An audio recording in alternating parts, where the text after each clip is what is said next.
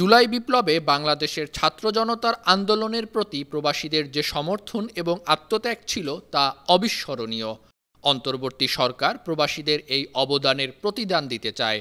গেল শুক্রবার সংযুক্ত আরব আমিরাতের আজমানে আয়োজিত বাণিজ্যিকভাবে গুরুত্বপূর্ণ ব্যক্তিদের সংবর্ধনা সভায় প্রধান অতিথির বক্তব্যে এ কথা বলেন অন্তর্বর্তী সরকারের স্থানীয় সরকার, পল্লী উন্নয়ন ও সমবায় উপদেষ্টা আসিফ মাহমুদ সজীব ভূঁইয়া। তিনি বলেন, ৫ আগস্টের পূর্বে বাংলাদেশের ছাত্র জনতার আন্দোলনকে যারা বিভিন্নভাবে বেগবান করেছে তাদের প্রতি আজ আমরা কৃতজ্ঞ। এই কৃতজ্ঞতার প্রতিদান দিতে চায় অন্তর্বর্তী সরকার। ইতোমধ্যে প্রবাসীদের কথা চিন্তা করে প্রবাসীদের জন্য নতুন নতুন পদক্ষেপ গ্রহণ করা হয়েছে। সংযুক্ত আরব আমিরাতের প্রবাসী বাংলাদেশিদের সংগঠন বাংলাদেশ কমিউনিটি আয়োজিত এই অনুষ্ঠানে সভাপতিত্ব করেন সংগঠনের ভারপ্রাপ্ত সভাপতি ইয়াকুব সৈনিক।